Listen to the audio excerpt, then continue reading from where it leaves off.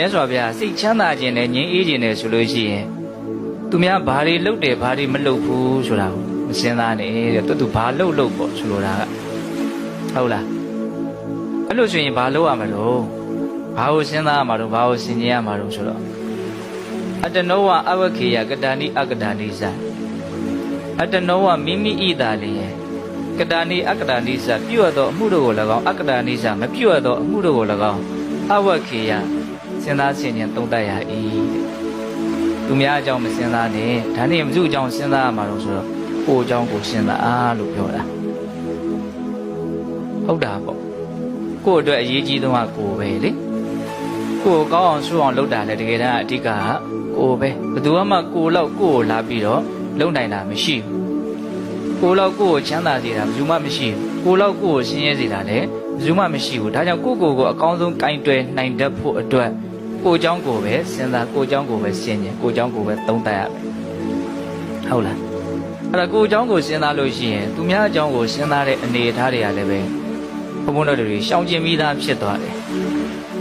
တချို့ကပြောကြတာရှိတယ်သူများအကြောင်းမစဉ်းစားနဲ့လို့ပြောတာတော့လွယ်တယ်ဒါပေမဲ့အမြဲတမ်းစဉ်းစားမိနေ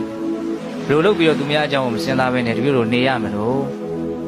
ဟုတ်တယ်ချင်းတော်တော်များများသူများအကြောင်းတွေကြီးခေါင်းထဲရောက်နေနော်ဒါသူများအကြောင်းကိုစဉ်းစားတာကိုကိုယ်စိတ်ထဲကတိတ်ပြီးတော့မနစ်မြို့ဘူးမကြိုက်ဘူးကိုယ့်ကိုယ်ကိုမကြိုက်ဘူးဆိုရင်ဘာနဲ့အစားထိုးတဲ့လဲတို့မြင်ကိုယ်အကြောင်းကိုစဉ်းစားတာနဲ့အစားထိုးတဲ့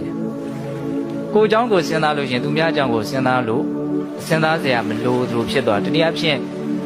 ကိုယ်အကြောင်းကိုကောင်းကောင်းသိလေသူများအကြောင်းကိုသိပြီးတော့စိတ်မဝင်စားလေသိပြီးတော့မစဉ်းစားခြင်းလေကိုစဉ်းစားဖို့သိမလိုအပ်ဘူးလို့နားလေပေါ့ကိုဘုံဘုံတို့ကကိုယ်တိုင်ဘုံစဉ်းစားကြည့်တယ်နော်ဘာကြောင့်သူများအကြောင်းတွေကိုခေါင်းထဲရောက်နေလေကိုယ်အကြောင်းကိုခေါင်းထဲကိုသိမထဲလို့ကိုယ်အကြောင်းကိုခေါင်းထဲမထဲတဲ့အခါကျတော့ကိုယ်အကြောင်းကိုမှန်မှန်ကန်ကန်မသိဘူးမှန်မှန်ကန်ကန်မသိတော့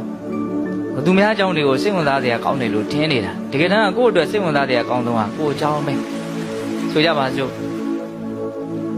ကိုယ်အကြောင်းကိုသာမှန်မှန်ကန်ကန်သိရင်သူများအကြောင်းကိုစဉ်းစားမိမှမဟုတ်ဘူးဆိုတဲ့စကားလေးကိုကောင်းကောင်းနားလည်စေခြင်းကိုယ်အကြောင်းကိုဘယ်လိုမှန်မှန်ကန်ကန်သိရမလို့ဘုံဘုံတို့တွေမှာမပြေလေသေးတဲ့ပြဿနာတွေအများကြီးရှိတယ်မဖြေရှင်းရသေးတဲ့အရှုပ်အထွေးတွေအများကြီးရှိတယ်ဟုတ်လားပြောလို့ရှိရင်ဘုံဘုံတို့တွေက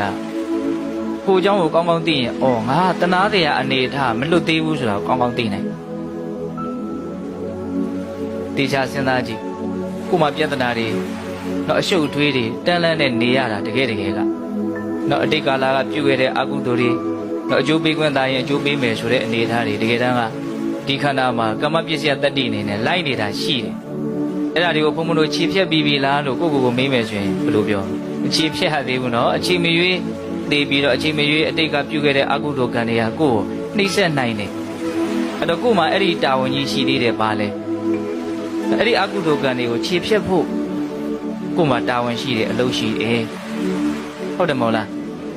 ပြီးတော့အနာဂတ်မှာလည်းပဲဘုံဘုံတို့တွေဟာတော့မကောင်းတာတွေကိုလှုပ်ခွင့်ပြောခွင့်ဆိုးခွင့်အများကြီးရှိနေတယ်ပြောရရင်စိတ်ရဲ့မှားယွင်းမှုတွေတော့အတိတ်ကလည်းမှားခဲ့တာအခုလည်းပဲအဲ့ဒီမှားတဲ့တတ္တိဟာပျောက်ပြီလားမပျောက်သေးဘူးအနာဂတ်လည်းပဲမှားအောင်ပါပဲမသိသေးဘူးဘဝအကြောင်းကိုမသိသေးဘူးမသိသေးတဲ့အခါကျတော့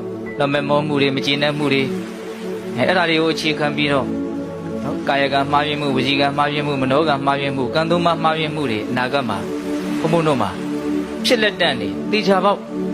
မှားယွင်းနိုင်ခွင့်အဖြစ်နေတော့ရှိနေတယ်အဲ့ဒီဥစ္စာကိုဘုံဘုံတို့တွေကတစ်ချိန်မှငါမမှားစေရဘူးအခုလည်းပဲငါမမှားစေရဘူးလို့အဲ့လိုဘုံဘုံတို့မှာလုံနိုင်တဲ့အနေအထားမရှိသေးဘူးအဲ့တော့ကိုယ့်ရဲ့အခြေအနေမှန်ကိုသိဖို့ဆိုတာအဓိကအဲ့ဒါကိုပြောတာဒါဘုံဘုံတို့မှာနော်စိတ်ထဲမှာမှားယွင်းမှုတွေကိုအခြေခံပြီးတော့မဟုတ်တာတွေကိုဖြစ်ပေါ်စေနိုင်တဲ့အနေအထားတွေရှိသေးတယ်အဲ့ဒါလို့ဆိုရင်အဲ့ဒါတွေကဘာတွေကိုဆက်ပြီးတော့ဖြစ်စေမှာတော့ဆိုတော့ဆင်းရဲဒုက္ခတွေကိုပဲဖြစ်စေမှာပဲတော့ပြောရလို့ရှိရင်ကိုယ်ဒုက္ခနဲ့ကိုယ်ကိုမရှင်းရသေးဘူးရှုံးနေတယ်ပေါ့ဟုတ်လားအဲ့ဒါဆိုရင်ငါဒါတွေကိုရှင်းအောင်လုပ်မယ်ငါကိုငါပို့ပြီးတော့အည်အသွေးရှိအောင်လုပ်မယ်နော်လိုချင်စရာနဲ့တွေ့ရင်လိုချင်မှုမကျေနပ်စရာနဲ့တွေ့ရင်မကျေနပ်မှု တို့ဒီတစ်မျိုးကြဖြစ်နေတဲ့ကိစ္စကြီးကိုငါလျှော့ချနေအောင်နော်နေတဲ့နေအောင်ငါလုပ်မယ်ဆိုတဲ့စိတ်ကူးမျိုးရှိရမယ်ပေါ့နော်